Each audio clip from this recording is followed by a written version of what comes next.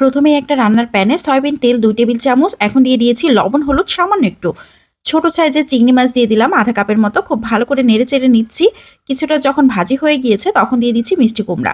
মিষ্টি কুমড়াগুলোকে আমি একটু মোটা মোটা করে কেটে নিয়েছিলাম। এখানে ১.৫ কাপের মতো রয়েছে। মিষ্টি কুমড়াগুলোকে বেশ কিছুক্ষণ তেলের উপর নেড়েচেড়ে এখন দিয়ে দিচ্ছি পুঁই শাক। পুঁই শাকগুলোকে আমি আগেই কেটে ধুয়ে খুব ভালো করে পরিষ্কার করে রেখে দিয়েছিলাম। এখন আধা চা চামচ করে লবণ, হলুদ আর ২টা পেঁয়াজ দিয়ে দিলাম মোটা মোটা করে কেটে। আবারও খুব ভালো করে নেড়েচেড়ে সবকিছু মিশিয়ে নিচ্ছি। পুঁইশাক মিষ্টি কুমড়ার এই তরকারিটা যে কি মজার হয়!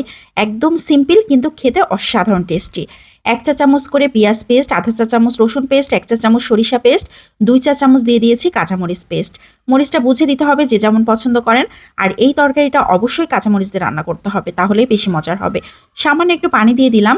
শাক থেকে কিন্তু অনেকটাই পানি বের হবে। আবারও নেড়েচেড়ে ঢাকনা দিয়ে ঢেকে ৫-৬ মিনিট রান্না করে নিচ্ছি। এরই মধ্যে শাকগুলো বেশ কিছুটা নরম হয়ে এসেছে, নিচের পানিও কিন্তু শুকিয়ে এসেছে। এখন অনবরত নাড়াচাড়া করে একদম ভাজা ভাজা করে নিয়েছি। তারপর দিয়ে দিচ্ছি ঝোলের পানি। এখানে আমি ১ কাপের মতো ঝোলের পানি দিয়েছি। খুব একটা ঝোল রাখবো না, গায়ে মাখা হালকা একটা ঝোল রাখবো এই জন্য। ঢাকনা দিয়ে ঢেকে আবারও ৫-৬ মিনিট রান্না করে নিয়েছি। তরকারিটা কিন্তু এ পর্যায়ে অনেক সুন্দর হয়ে গিয়েছে। এখন দিয়ে দিচ্ছি জিরা পেস্ট আধা চা চামচ, সামান্য একটু লবণ দিয়ে দিলাম। লবণটা একটু কম হয়েছিল এজন্য। আবারও নেড়েচেড়ে ঢাকনা দিয়ে ঢেকে ৫-৬ মিনিট রান্না করে নিয়েছি। এ পর্যায়ে তরকারি কিন্তু একদম রেডি হয়ে গিয়েছে। তারপরও আমি আরও ৩-৪ মিনিট এভাবে জাল করে নিয়েছি। ঝোলটাকে একদম কমিয়ে নিয়েছি। এখন চুলাটাকে বন্ধ করে দিয়েছি। কত সুন্দর একটা তরকারি রান্না হয়ে গেল। এই তরকারিটা গরম গরম ভাত খেতে কিন্তু অসাধারণ টেস্টি হয়। তো কেমন লাগলো আমার আজকের এই সিম্পল তরকারিটা?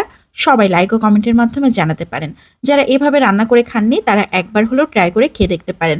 অসাধারণ টেস্টি হয়। আজকের মতো এখান থেকে বিদায় নিয়ে নিচ্ছি। সবাই ভালো থাকবেন। আসসালামু আলাইকুম।